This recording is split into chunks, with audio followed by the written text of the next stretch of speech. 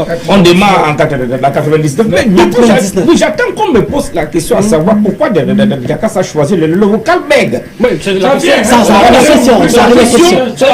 que je vais prêter à te poser. Justement. Mais comme toi aussi tu as fait dans les médias, tu as anticipé et tu as fait mon travail. Bon, je m'en vais, on change de position. Viens ici, je vais là. Non, bon, directement, on fait le revient, quoi. Je vais te reprendre. On va couper son montage.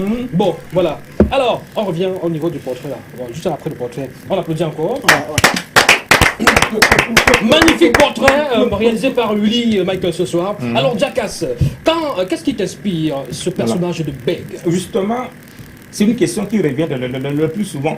Il y a une maman qui m'a choisi à Yaoundé. Elle m'a vu en train de parler couramment, sans bégayer là. La mère s'est arrêtée, elle a garé sa voiture, elle a dit excusez-moi, c'est vous le comédien qui bégayez là. Depuis 5 minutes, je vous observe, donc vous ne bégayez pas. Et puis j'ai dit non, maman, n'écris pas. Alors, j'ai juste choisi cette façon de parler parce qu'il fallait d'abord les autres. Mais ça vient d'où?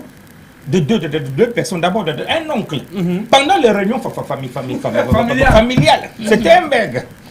Alors, il a fui la réunion parce que quand il prenait la parole, il ne terminait pas et puis la salle se vidait. Il a dit ne viens plus à vos réunions.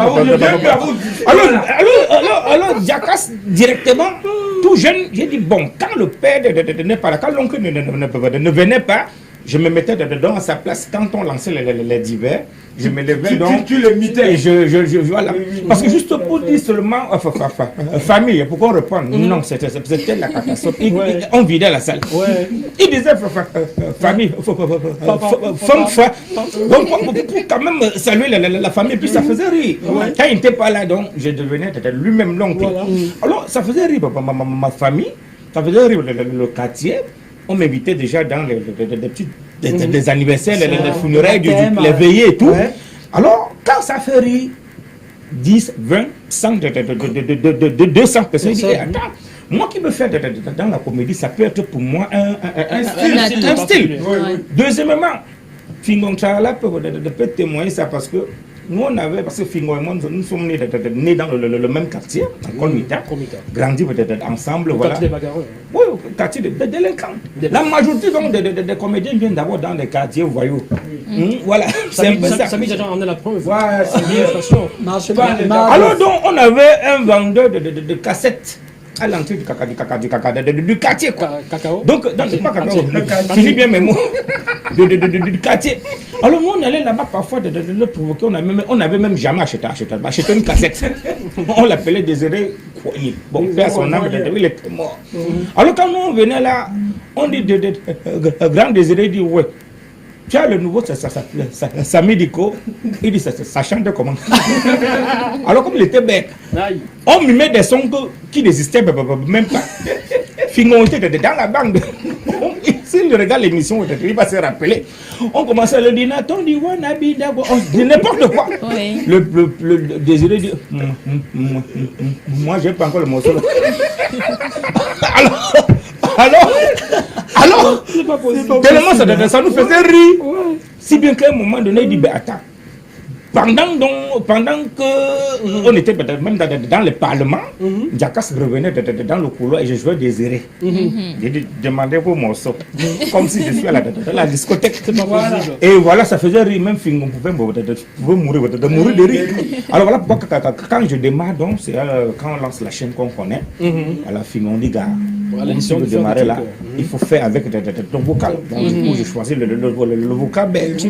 Et puis voilà. À l'époque. Et puis ça devient un peu ça. Voilà un peu l'histoire. Magnifique histoire. Comme quoi on peut s'espérer des faits de société, voilà, on peut s'espérer même de sa famille. Et se créer un personnage, parce que un peu comme le président Chop Chop qui est parti de son grand-père, je crois bien, pour avoir ce personnage qu'il avait à l'époque. Justement. Alors aujourd'hui, Diakas, c'est déjà près de. C'est quoi, c'est plus de 20 ans de carrière. Plus de 20 le regard que tu jettes sur ta carrière de façon panoramique, quand tu regardes aujourd'hui en arrière, tu te dis quoi? Non, c'est du bon, parce qu'avec les plus de 20 ans de carrière, j'ai quand même des enfants que j'ai essayé de tenir la main. Et puis j'ai réalisé beaucoup de trucs, donc il faut pas, je ne peux pas les citer ici. Voilà, grâce à à cette carrière, métier de comédien. Donc, et tu as des regrets aujourd'hui. Est-ce qu'il y a quelque chose que tu aurais souhaité avoir, que tu n'as pas eu, et que tu regrettes de n'avoir pas eu, justement? Non, bon, je peux pas le dire. Je peux pas dire de regretter. Moi, Des distinctions, des récompenses? Les distinctions, je n'aime pas revenir sur une histoire. Tu n'en as jamais parlé ici. Voilà, qui m'a fracassé à un moment donné dans ma carrière parce que j'ai démissionné d'une chaîne de télé, je ne cite pas le nom, parce que j'étais nominé dans une catégorie. Voilà, je peux dire dans une cérémonie de récompense. Oui, voilà. Comme meilleur comédien. Le patron là-bas m'a empêché de partir. Il vous a empêché vraiment. Directement, il faut dire la vérité. Directement, voilà pourquoi je suis parti. Donc voilà un peu. Et puis je savais que cette année-là, moi j'ai gagné ce prix. Donc, non, c'était clair. Moi j'étais en ce moment le meilleur comédien de l'heure. Voilà, je crois que c'est 2015. 2015. Voilà, j'ai dit bon, comme tu ne veux pas que je puisse que je puisse aller là-bas et tout. Moi, j'ai démissionné. Donc, il s'est opposé à ta nomination et qu'est-ce qui s'est passé? On a retiré ton nom. On a retiré parce que déjà la télé. Oui, on a retiré ton nom de la liste. On t'a remplacé sur la liste des nominés. Voilà, oh là là. Donc, c'est un fâché. Non, c'est un peu un des regrets dans ma carrière. Voilà. Et je profite pour demander au patron des chaînes de télévision. Voilà, quand vous recrutez un comédien, dans une chaîne, n'importe qui, parce que peut-être même un journaliste, il y a des awards pour des journalistes. Absolument. Ne les confisquez pas pour vous. Si aujourd'hui Yann est nominé dans une, je sais pas quoi, une cérémonie de récompense, la patronne ou le patron a le devoir de le laisser aller s'exprimer. Parce qu'à partir de là, je pense que qui peut percer et devenir plus que ça. Parce que je me suis rappelé, lui, il se disait que non. Comme tu vas là-bas, c'est qu'ils vont partager les prix entre eux et tu ne pourras pas gagner. Non. Il y a des gars qui bossaient dans cette chaîne qui ont été nominés, qui ont gagné. Voilà. Les Macalapartis ont gagné, les Aristide Premium ont gagné. Ils ne travaillaient pas dans cette chaîne-là. Donc pourquoi pas de dire place. Donc il faut que les patrons arrêtent de manipuler les artistes. C'est un coup de gueule quand même. Voilà, justement. Alors Blanche Mireille, oui, Samy. Oui, moi, parle-moi un peu de ton film. Pourquoi tu as choisi le Gabon pour l'esclavage? Pour tourner de l'esclavage? Oui. Mon frère, on ne tourne pas esclavage parce qu'on veut. Voici l'histoire. Et moi, nous sommes allés en tournée parce que depuis longtemps, nous faisons des tournées en Afrique, centrale, en fait, en Afrique, et même dehors. Alors nous arrivons, on s'arrête au Gabon, le corona arrive. Oh là. Le président gabonais, son excellence, Ali Ben Bongo, il ferme les frontières. Les frontières de personnes n'entrent pas.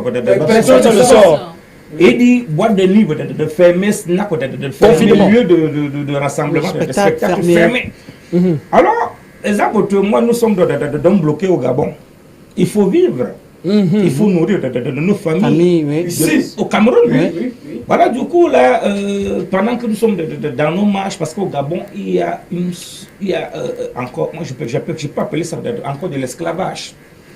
Oui, au Gabon, ça marche encore. C'est-à-dire, une dame, elle va peut-être au Togo, peut-être au Bénin, elle achète les enfants. Oh là là. Wow. Elle achète des petites filles de 15 ans, 16 ans, elle achète aux parents, c'est-à-dire elle donne 2 millions pour peut-être 5 ans. Elle prend l'avion, elle rentre au Gabon, elle fait des beignets, elle fait, elle fait du poisson, et puis la fille doit verser tous les jours 50 000. Oh là là là là là là. Wow. C'est de l'esclavage. C'est une grosse 50 000. Non, c'est ce qui t'a inspiré. Oui, 50 000 pour 5 ans par exemple.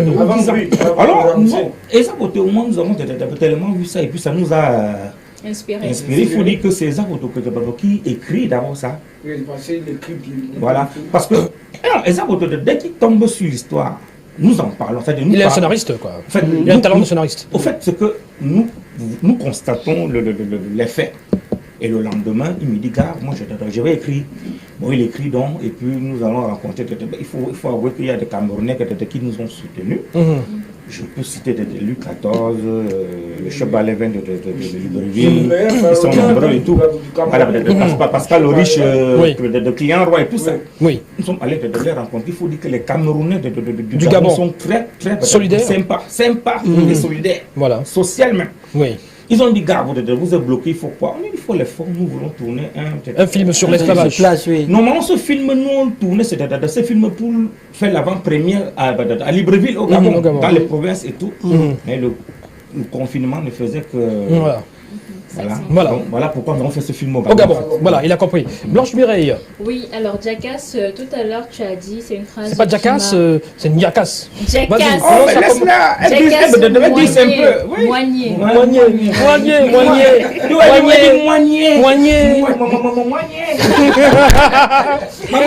C'est ta chose. Non, ça n'a rien à voir justement. Voilà, Alors, moi j'ai deux questions à te poser. Ouais. Voilà, premièrement, en ce qui concerne le style que tu as choisi des bègues. Il y a des personnes qui ont critiqué ce style-là en disant que justement ça insulte quelque part les bègues. Oui, qui ne demandent pas à être bègues. Étant donné que ça anime la galerie, bien sûr, ça nous fait rigoler. Et la question c'est, qu'est-ce que tu réponds à ces personnes-là? La deuxième question, justement, c'est en ce qui concerne les récompenses, parce que tes productions ont été plusieurs fois meilleur film Afrique centrale. Willy Michael l'a si bien dit. Et toi également, tu as dit, en Guinée équatoriale, tu étais surpris de voir qu'on a traduit tes productions en espagnol. Est-ce que on te reverse des droits d'auteur par rapport à ça? Par rapport à mon film traduit en espagnol. Oui, étant donné qu'en principe, ça doit l'être. Je vais te répondre. Déjà, quand tu trouves ton film traduit en espagnol, tu t'adresses à qui? Tu achètes. Moi, j'ai acheté une pièce. J'ai cherché à voir le propriétaire, à voir qui a mis ça sur le marché en Guinée. Je n'ai pas trouvé. Je me suis renseigné.